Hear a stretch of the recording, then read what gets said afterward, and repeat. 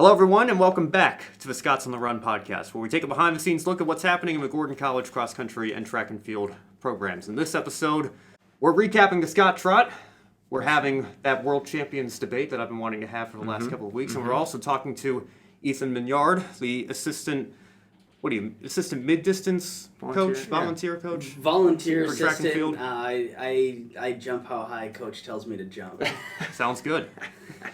Well, we'll get your thoughts on a couple of these topics here in just a moment. But first, as always, Coach Miela, how are you doing? What's up? I'm doing good. Ethan, dude, having Ethan around, I will say, I've been here a year, and Ethan has been a real blessing because he will tell me exactly what he's thinking, and I think that's his gift.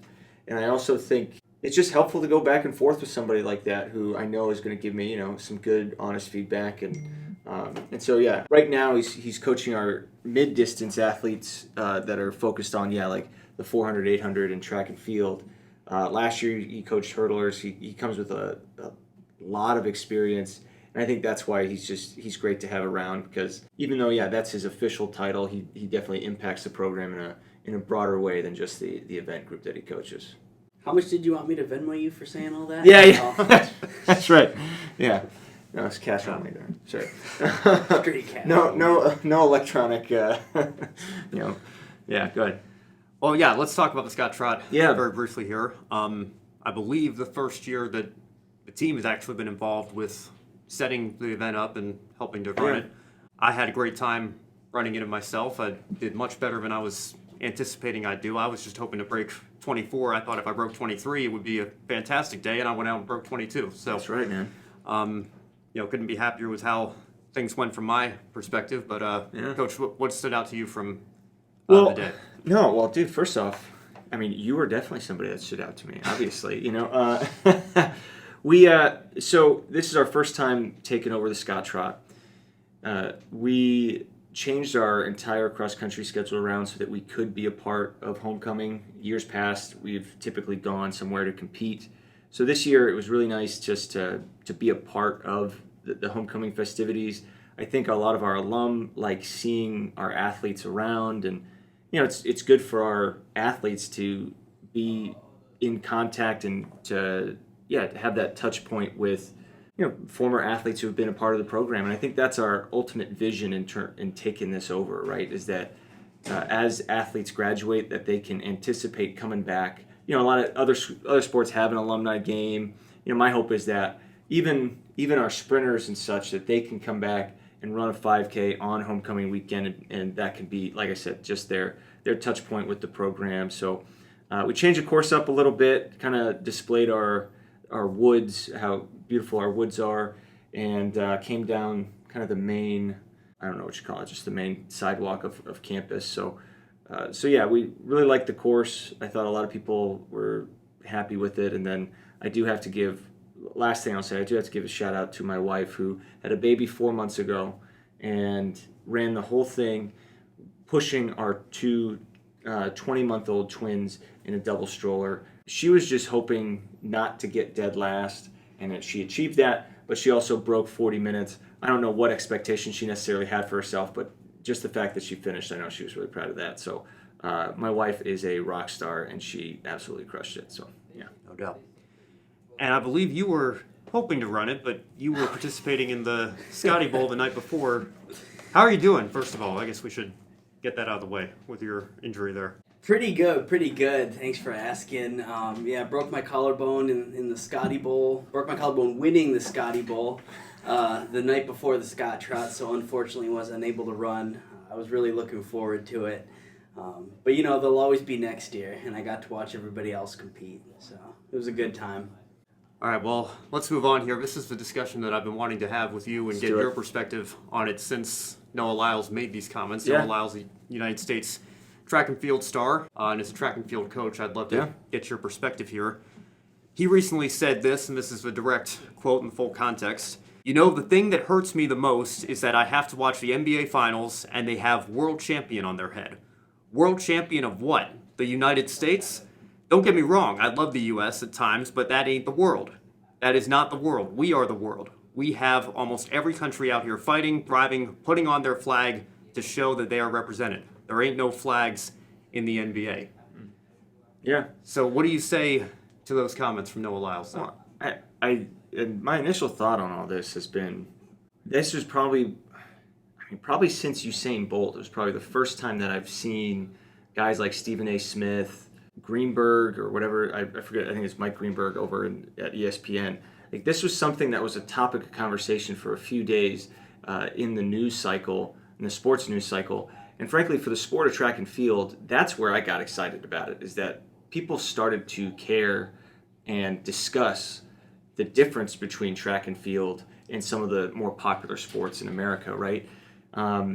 As far as what he said, again, I see where he's coming from, particularly, I mean, there are certain sports that are more international than others. I mean, I think actually basketball is one of those ones that is very international. So, I mean, you really could make the argument on the other side of it, though, that because you have almost the best of every country coming together in this league, that you really do have, it's probably the best league, the best basketball league in the world. And I think that's without question. And so the fact that, you call yourselves world champions, I don't think it's that much of a stretch. Again, Ethan, I don't know what your thoughts are on it, though. I think my first thought was that he was just doing it to promote himself and get his name out there. And in that regard, it was tremendously successful. I don't think there's any other scenario in which you're going to have Stephen A. Smith talking about Noah Lyles' comments, or you're not going to have Kevin Durant tweeting about Noah Lyles unless he did something like this. Right. I think, he's technically correct. I really like seeing athletes supporting other athletes and other sports. And a lot of times I feel like with some of the track and field sprinters, there's a little edge to them when talking about football 40s or this type of thing with world championships versus domestic championships, which I don't love, but I mean, overall I think it was good for the sport and it got people talking and it worked out for him. He got his name out there. And yeah, it's always, as you're talking, made me think of, and you mentioned this before we started recording, just how it was very strategic that he called out the NBA and not the NFL, because the NFL is clearly, primarily an American sport, right? But the other thing about the NFL, though, is more than any other sport, they actually bring up track. Those that did track in high school or college or something. Like whether it's Tyreek Hill, DK Metcalf. I mean, a lot of time. I mean, usually whenever there's a speedster on the field, they will bring up, and the track. Whenever they break through, on an 80-yard, touchdown, it's like, he was a track star at Texas A&M or whatever. I find that piece of it fascinating as well. It's just the connection and almost the rivalry that creates, where there's these athletes that do a different sport but think that they're faster than these world-class sprinters. And well, I thought it was interesting that he made the comments right as the FIBA World Cup was going on. And the United States ended up not only not making the final but losing the third place game. Germany ends up winning the FIBA World Cup, and so which is I completely think that embarrassing, by the way. Yeah. Can we just say there's no scenario in which the United States, regardless of whom they send, should not be winning that every single time. Yeah, it's true. And I think that in a lot of ways, and I think Stephen A. actually came back on First Take or on his podcast as well, saying this. That kind of gives some credit to what Lyles was saying. Yeah. Germany, I think, I completely agree. I think Lyles is absolutely correct. Germany gets to call themselves world champions because that's an international competition between rosters of different countries. Right. Whereas the Denver Nuggets just won the NBA championship, and there are a lot of international players in the NBA. That's but true. When I say domestic league, I suppose there's one team in Canada, the Toronto Raptors, but it's a American sports league with teams here all throughout the country. And yes, all the best players come here, but there's no sense of international competition the same way there is in Olympic track and field or World Championship track and field or the FIBA World Cup. Yeah. So that's kind of where I stand on the whole issue. I think I can understand the argument that there's the best in the world all come to the NBA, so then maybe you could call yourselves world champions, but there's no international competition there the same way that there is in other events like that. Right. Yeah, for Right. sure. Well, I just think that when we think about track in general, and Ethan, you might have more thoughts on this too, but I'd like to see, I think our sport in general really needs some kind of reboot from a professional standpoint. I think obviously the international, the Olympics is like our Super Bowl, right? And that's great to have 3 weeks out of the year for, once every 4 years, right? Where people actually pay attention to our sport. But how can we fill in the other, 3 years, and so on and so forth. So I don't know. It makes me think about, like, I'd like to see some kind of. I know we have the Diamond League, but could we create something where there are actual track teams that have meets against each other on a regular basis that are represented in different cities around America, and that they go against each other and you have a draft, and like, is that possible? I mean, if we can start, the XFL and the USFL in the off season of the football season, I feel like there's got to be some kind of market for a track league out there. I don't know. Yeah, I would think so. I'd love to see something like that happen. And there's plenty of high level athletes that aren't quite good enough to get signed by shoe companies after college, but still are fast and could develop and would love to keep running if they had the opportunity. And some kind of track league would provide that for them in some way. Yeah. And I think there'd be a market for it as well, because I think, how many people know who Usain Bolt is and, watched him, progress throughout his career at the Olympics. And I think to have something like that to be able to follow throughout the year, or, at least more than just every, a few weeks every 4 years, I think would be beneficial for the entire sport. Well, and it doesn't even have to, I don't even know if it needs to be live, because you could film it and then put it in an hour where you kind of hit the highlights of some of the more exciting races that happen. I don't know, to make it more viewer friendly, if that makes sense. I don't know. So, yeah. Well, you say that, I always would have loved to see American Ninja Warrior live. That's kind of a unique sport that I've grown attached to over the last several years, and I totally get why it isn't live, why it's pre-taped, and they edit runs down a little bit so that they can fit within the broadcast window, and it makes it more viewer friendly, like you were saying. But I think there's a business model there, but maybe you could put something on tape delayed and edit it down to condense it a little bit and make it more viewer friendly. Totally. All right. Well, while Ethan's here, I think you two were discussing before we hit record here a couple of different topics to debate. Well, we've got some time to fill kind of on our off week here, so I'll just leave that to you. Any debates that you two want to have, go ahead. Fire away. Well, so you have given me a hard time about this for a while, and I actually think it's ironic because your phone actually went off earlier in this episode, and and so it was totally unrelated. Yeah, it adds a sense of irony to it, right? So for the longest time, my text tone was the bamboo sound, which is just this, and that's the airdrop sound. I'm saying this is what it used to be. And this is what it is now, okay? The reason why I changed it from the previous one is because a lot of people have that bamboo sound and nobody has this sound. So so when I got a text message, I wanted to make sure that I knew it was me who was getting the text, and I didn't want to always have to be checking my phone. But you've been giving me a hard time for it, so I don't know. So you changed it to the airdrop tone. Which you said, there's not a lot of people that have that as their text tone, and that's correct, for good reason. Because every time you get a text, everybody around is looking at their phone, except for those, lost souls with Androids. Everybody is looking at their phones to see if somebody is airdropping them something, which is just annoying. Let me ask you this. I don't want to look at my phone. Let me ask you this. And see if how often are you getting airdropped something that you have that you are not prepared to receive? Because every time I've ever received an airdrop from somebody, we both have our phones out and say, "Hey, do you have airdrop on?" "Yeah, go ahead." So are you getting random airdrops? Are you just somebody airdropped me this? So are you getting random airdrops? Well, I'm kind of surprised. I mean, you spend a lot of time around college kids, and you don't get random airdrops sometimes. but that aside, it is the airdrop tone. So it's not that it happens a lot, but when I hear the airdrop tone and I look at my phone to see why is somebody airdropping me something, and then it turns out to be your text tone. Right. Out of all the other options that you could have chosen, that's not acceptable. Well, I'd like to say that. See, the thing is, I made this decision for me.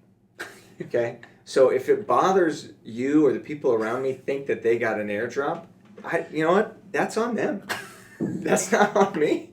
I know for a fact that I'm getting a text, and it's very unlikely that I hear somebody else's airdrop tone and not know that somebody's sending them a picture or something like that. So I feel fine with my decisions. So you're telling me if Ben were to airdrop me something at this moment and you heard the sound, you wouldn't think it was you getting a text? Well, I wouldn't, because I got a feeling you guys would be like, oh, do you want me to airdrop that picture to you or that video? So I would be in earshot of that exchange. So what you're saying is you eavesdrop on the conversations of everyone around 100%, you, and because of that, you're confident. All right, yep. well, because of my eavesdropping, you can't argue with that. Because of my eavesdropping abilities, I feel like I can handle the text tone that I have. Yeah. So. Well, it sounds like you got your bases covered. All our viewers, they can. We don't have an email or anything like that. I think we could. They could airdrop us. They could, yeah. Airdrop us your thoughts on who you think is the best, or who you agree with. Maybe we can put it on the board in the office. Yeah, that's it. You have an email. They know how to. Yeah, you can email me if you have a problem with the airdrop tone as my text tone. Maybe you could send out a poll. Yeah, I'll send out a poll to the team. Be like, are you Team Ethan or Team Mickey when it comes to the text tone? That's right, and it'll make sure that everybody on the team listens to this. So, anyways. Yeah, I just kind of don't care. I feel what's like what's your text tone, Ben? I think it's just the default. I don't know. I've never changed it. What even is the default? I don't know what it's called. I always have my phone on vibrate anyway, so I never get the tone. That's true. You have a separate text tone for your wife, though, right? Yeah, I have a separate one for my best friend, my wife, my mom, and my dad, and then everybody else. They all have different ones. They do. See, I didn't even know you could do that. And none of them are the airdrop tone. Yeah, you can. You can have a different one for different contacts in your phone. Yeah. So that way I know who's texting me. And so you memorize all these different sounds? Maybe that's your problem. You're like sitting there, you're just memorizing what these tones are attached to. I need to pick up another job, huh? I have too much free time during the day. You've got 6 different text tones and you know what each one goes to. Oh, that's my mom texting me. You don't even need to see the... Anyways. All right. Well, Ethan, thank you so much for coming on the pod this afternoon. And, Coach, I know it's been a nice week off for the team, but we've got a busy schedule here ahead of us. Isn't that right? Oh, yeah. So we've got the majority of our team is going to go to Westfield State on Saturday. We'll hold a few runners back because a week from Saturday we're going to go to a big race down in Connecticut for, it's one of the more competitive cross-country invitationals in this area. So Connecticut's a week from Saturday. This Saturday is Westfield State. We're actually sending Rachel and Carolyn out to pre-nationals down in Pennsylvania as well. And it's just... Was that my text? No, it was give me a break! Something. Give me a break! That's hilarious. Write this into the official record. That was not Coach's text tone. That was me airdropping Ben something. And you looked at your phone. That's hilarious, dude. But I'd just like to say... Point taken. The defense rests. Touche, sir. Touche. So, back to the team. Anyways, we got girls. Those 2 girls going down to pre-nats. They definitely are excited about the opportunity to potentially make their way and earn their way there later on in the season.